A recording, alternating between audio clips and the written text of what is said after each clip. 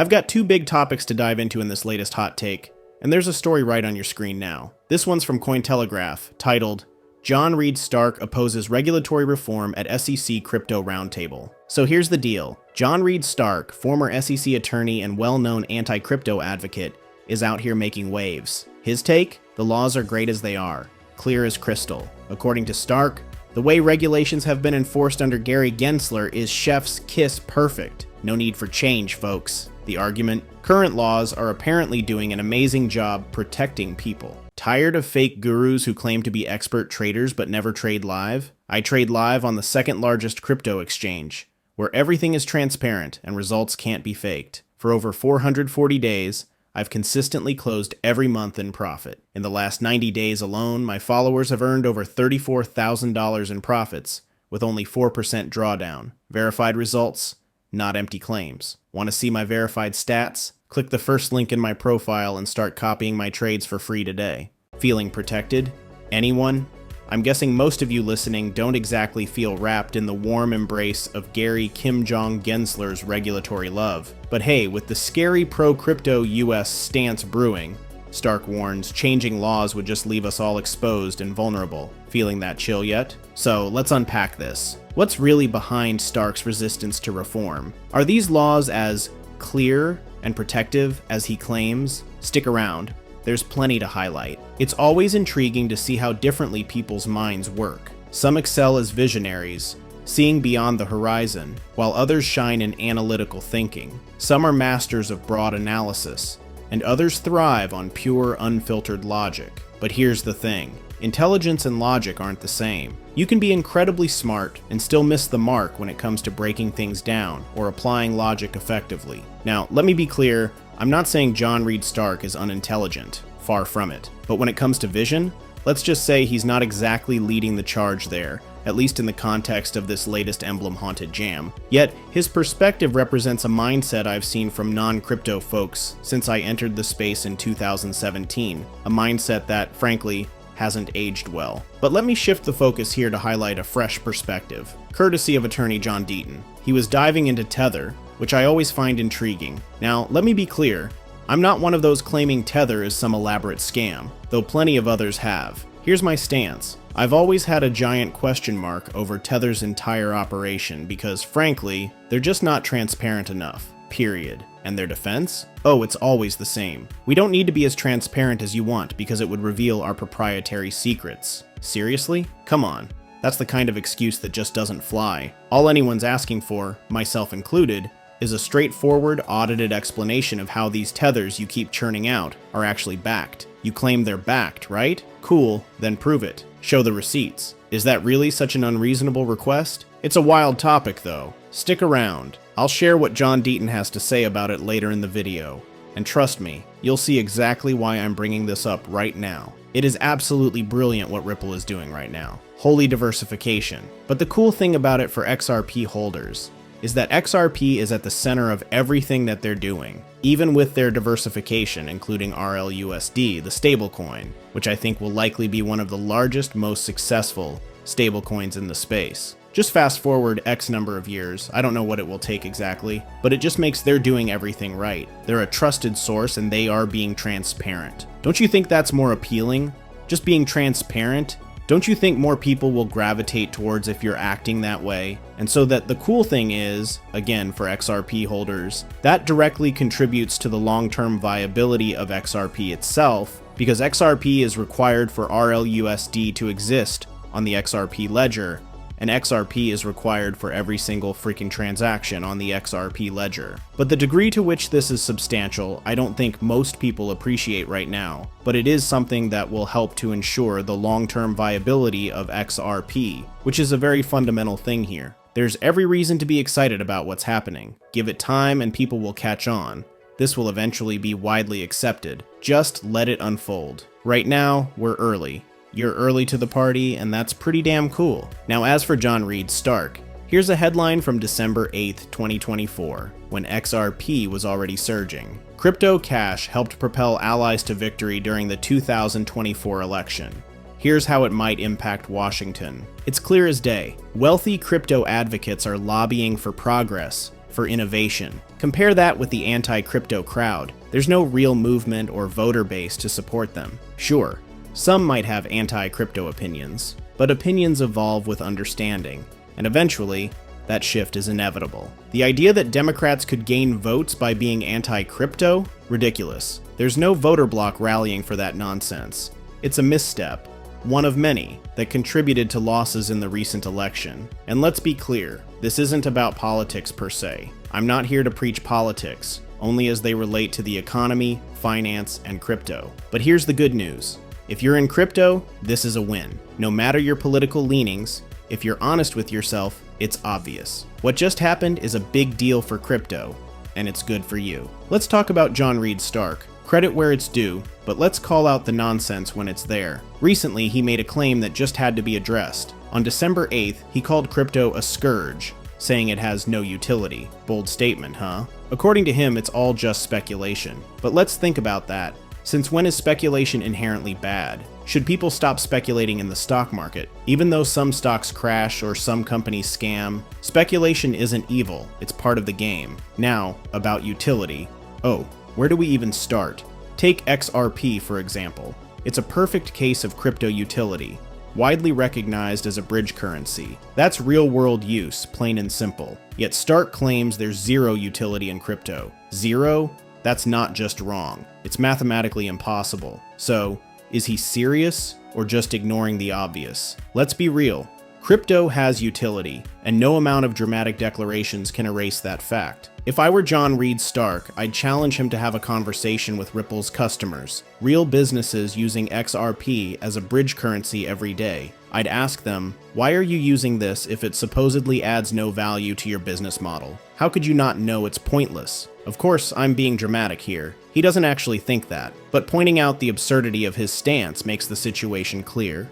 This is utility in action. And if you're wondering, is there more utility beyond that? The answer is a resounding yes. Take the concept of streaming money in real time, for example. Sounds futuristic, right? But it's already been explored, most notably by Coil, a company founded by Ripple's former CTO, Stephen Thomas. While Coil faced challenges monetizing the idea, it doesn't diminish the potential of streaming payments in revolutionizing business models. Just because the first attempt had hurdles doesn't mean the concept itself isn't groundbreaking. Imagine this. What if money could be streamed to you in real time? Just like Netflix streams your favorite show. Intriguing, right? Think about the practical possibilities of this kind of innovation.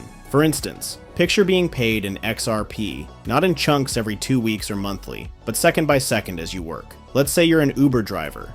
Before self-driving cars and AI inevitably take over, and we all live in a sci-fi reality where humans rarely work anymore. For now, though, imagine you're out there driving. Would you prefer the traditional system of waiting weeks for a paycheck?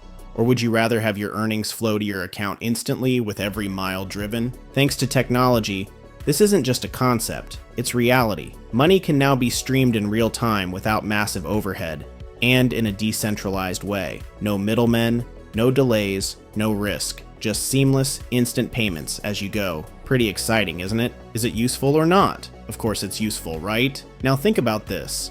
A cryptocurrency with no counterparty risk. You can transact freely, and even under a totalitarian regime, they couldn't seize it from you. Sure, you can argue, what if they physically detain you or worse? Fair point. But doesn't the very idea of a decentralized network, free from central control, open up opportunities for people in oppressed regions to thrive? The fact is, humans do find value in decentralization. The answer is a resounding yes. And then, there's the potential of smart contracts. Something we're likely to see coming to the XRP ledger. Have you considered what that could unlock? The possibilities are endless, but full adoption? That takes time. Decades even. Just think about the internet. It was conceived way back in the mid-60s, yet it took decades to become the backbone of modern life. The same could happen here. Have you really thought this through? The real explosion of the internet? You could say it kicked off in the early 90s. I grew up using Prodigy, a platform none of my friends had. Nope, they were all on AOL. My parents refused to get AOL, and to this day, I still don't know why. We were a Prodigy household. Back then, these platforms were like walled gardens. In the 90s, yes, I'm that old, if you were on Prodigy, you couldn't email your friends on AOL. Crazy, right? Eventually, they figured it out. sometime in the mid to late 90s. Here's the thing, technology always catches up. It just takes time. Some of the internet ideas dreamed up in the 90s, they took decades to become reality. There were a few visionaries who saw beyond the norm, realizing, wait a second, you're saying we can stream music online, watch movies and TV shows, get all our news in one place on the internet? It reminds me of an infamous moment with David Letterman that still makes the rounds on crypto forums. You've probably seen it. Bill Gates is on his show, explaining the internet's potential. Gates mentions streaming music online, and Letterman, oozing skepticism, fires back, "Oh, have you heard of this thing called the radio?" The audience erupts in laughter, mocking Gates like he's some clueless dreamer. The irony? That idiot Bill was describing the future we can't live without today. How could this possibly be useful online? Well, hear me out. Imagine getting instant sports updates at your fingertips. It's like that iconic David Letterman moment, where he quipped about newspapers. Something like, "Have you heard of those?" I'm paraphrasing, but you get the point. The lack of vision back then is almost laughable now. Enter John Reed Stark. Same energy, just in a different era. Claiming there's no use for decentralized systems? Seriously? Spend a little time digging and you'll see countless real-world applications. Take smart contracts, for example. They execute automatically based on conditions. One person gets paid if X happens, someone else gets paid if Y does. It's all powered by decentralized oracles that earn trust by consistently delivering reliable data. Only the most credible ones thrive in this ecosystem. How is that not useful? Picture the endless possibilities.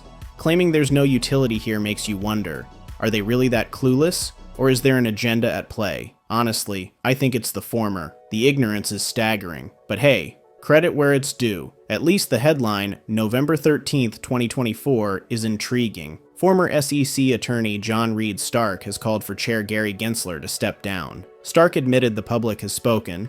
Though he disagrees with their sentiment, he gave credit where it's due. In his view, the right move now is for Gensler to resign and let the people have their say. And what do they want? A pro-crypto stance, which Stark interprets as fewer protections. His perspective frames this shift as risky, but others see it as long overdue freedom. Honestly, aren't we all exhausted? If this so-called protection is holding us back, maybe it's time to rethink what protection really means. For many, it feels more like harm than help. Here's the gist of the recent debate. John Reed Stark, former head of the SEC's Office of Internet Enforcement, has voiced strong opposition to regulatory reform at the first SEC Crypto Roundtable. The clash between crypto advocates and regulators has never been louder, but one thing is clear. People are demanding change, and they're not backing down. The former regulator has called for updates to the Securities Acts of 1933 and 1934 to better address digital assets, emphasizing that these assets shouldn't be exempt from the current definition of securities. Let's be real, they said. The people buying crypto aren't just collectors. They're investors, and the SEC's mission is to protect investors. The rapid pace of case law surrounding crypto is a direct result of firms adopting a delay strategy, armed with top-tier law firms crafting brilliant legal defenses. I've read every single one of their arguments, they continued, and guess what? They lost almost every time. Every single time. It's fascinating, isn't it? There were some wins for the SEC before the reign of Kim Jong-Gensler. Yes, we're talking about the same supreme leader and self-proclaimed overlord over at the SEC. But then, in recent years, things took a turn, and let's just say not much went in Gensler's favor, even before the election rolled around. Let's talk about Ripple. The SEC took a massive hit, losing on the points that truly matter. But it doesn't stop there. Look at Coinbase.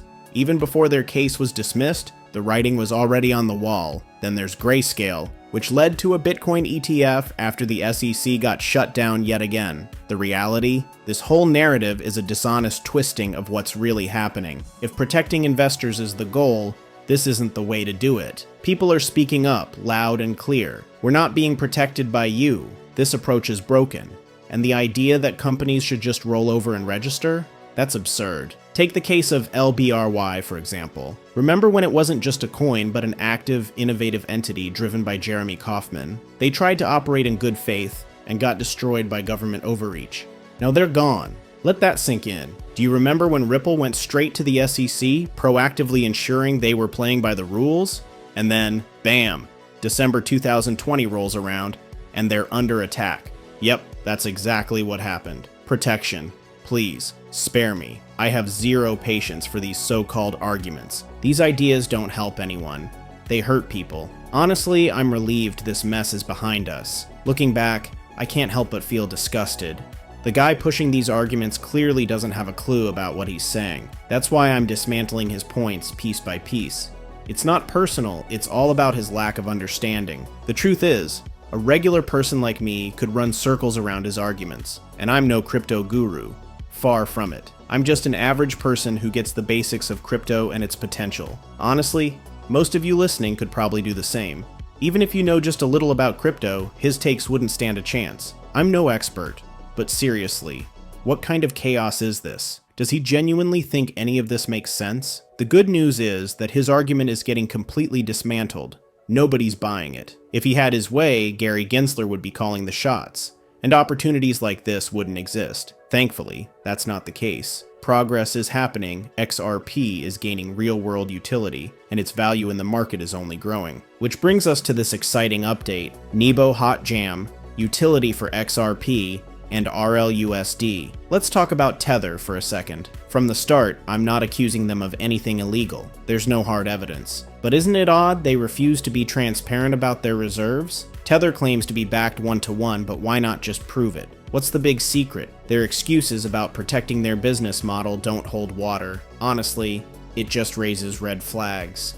Again, not proof of wrongdoing, but it's suspicious behavior that makes you wonder. This brings up a fascinating point raised by John Deaton. He shared something truly mind-blowing, and I want to focus on that because it's a major reason why RLUSD has the potential to dominate. Stablecoins like RLUSD don't just help crypto, they're actually good for the dollar itself. The government knows this, and they're likely to back stablecoins that drive adoption. Love or hate the dollar, broadly adopted stablecoins could strengthen it. This is the kind of progress that makes XRP stand out, and it's why this space is worth watching closely. Sure, I get it. There are plenty of arguments against this, and I probably agree with a lot of them. But let's take a moment to think about the bigger picture, the motivating factors here. Take a look at this post from Paolo Arduino, the CEO of Tether. He pointed out that in 2024, Tether became the 7th largest buyer of US treasuries, right up there with entire countries. Now check out this chart, it's wild. Tether is literally buying US debt.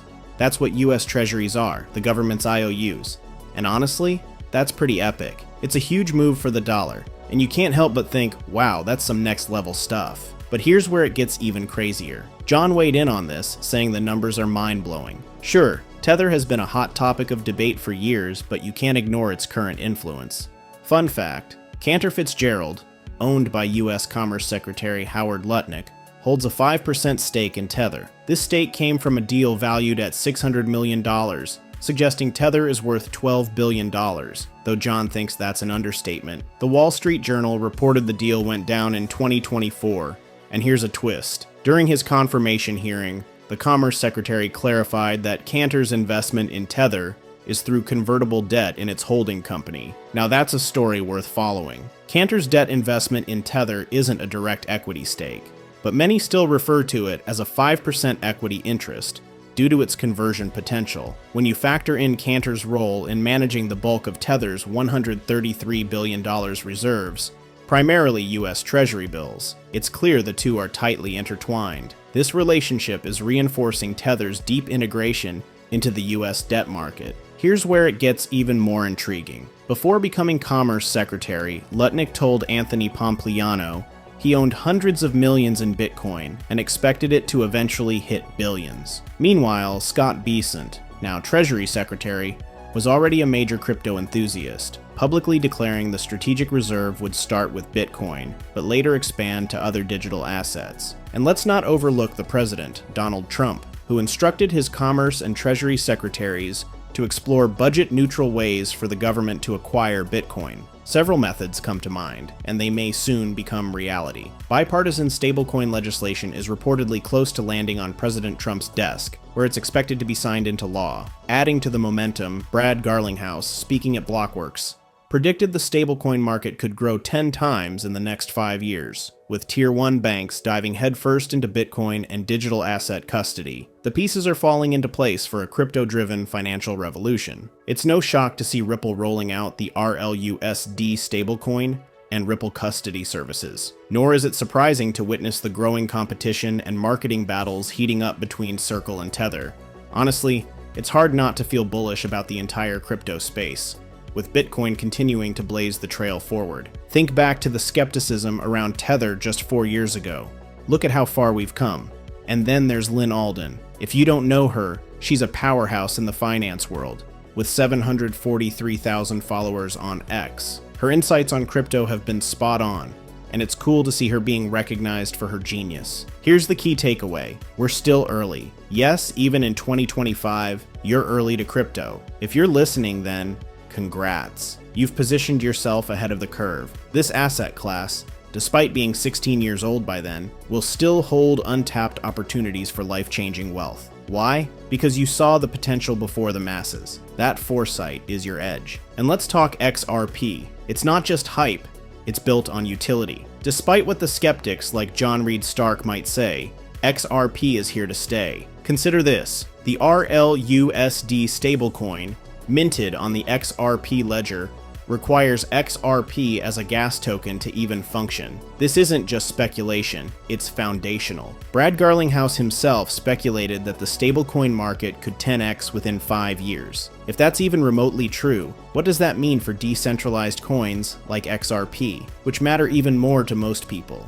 Great for payments, great for scalability. I can only imagine one thing: number go up. And not just a little, number go up a lot. Of course, this isn't financial advice. Don't buy or sell anything based on what I've said here. That'd be a terrible idea. But if you're seeing what I'm seeing, it's hard not to feel excited about what's ahead. The future of crypto is only just beginning.